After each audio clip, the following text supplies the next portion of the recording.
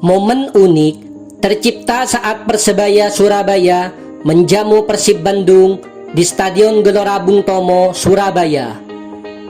Ada perseteruan yang melibatkan pelatih dan pemain Persebaya di laga pekan ke-15 BRI Liga 1. Mulanya, pertandingan dalam kedudukan imbang 1-1.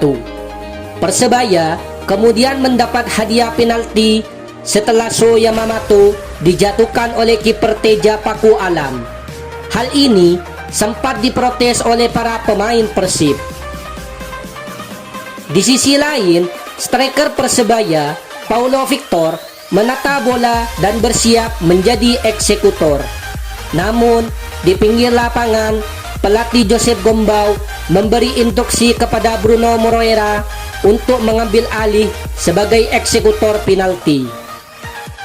Bruno lantas menghampiri Paulo Victor untuk mengalah. Paulo tampak kecewa.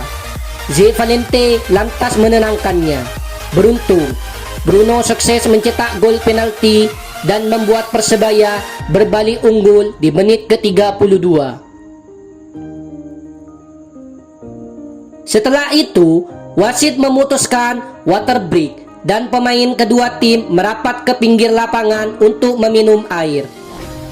Momen inilah yang jadi perbincangan di media sosial karena memperlihatkan kemarahan pelatih dan pemain Persebaya.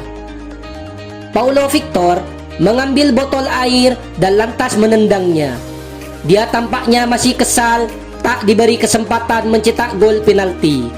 Apalagi Bruno sebenarnya sudah mencetak gol pertama yang lahir di menit ke-10.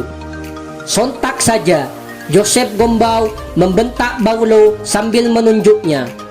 Sang pelatih mendabrak strikernya dengan ekspresi kemarahan dengan disaksikan para pemain Persebaya di depan bangku cadangan. Joseph Gombau merasa bahwa dirinya adalah sosok yang paling berhak menentukan eksekutor penalti.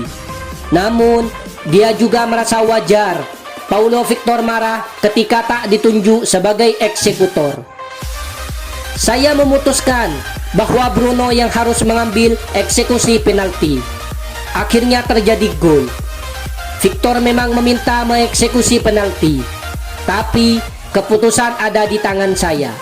Saya pemimpin di tim ini. Ketika saya memutuskan, Victor pasti marah, ucap Joseph Gombau. Sebelum terjadi eksekusi penalti, sebenarnya sudah terdengar ada teriakan dari tribun. Itu terjadi saat Paulo bersiap jadi algojo penalti. Bonek tampak kurang setuju dengan Paulo. Mereka lantas bertepuk tangan saat Bruno jadi eksekutor penalti atau sepakat dengan keputusan Gombau. Para staf pelatih dan pemain Persebaya masih terus berusaha menenangkan Paulo Victor. Sayang, dia gagal menunjukkan kualitasnya sebagai striker asing Persebaya. Banyak peluang yang terbuang sia-sia. Saya menilai Victor tidak memiliki banyak dampak di pertandingan. Dia hanya memiliki beberapa chance saja. Ketika dia punya peluang, dia tidak bisa memaksimalkannya. Jadi, saya pikir dia tidak berkontribusi pada pertandingan ini, ucap Gombau. Di sisi lain, Paulo Victor baru mencetak sebiji gol dalam 12 pertandingan musim ini. Angka itu tentu sangat minim.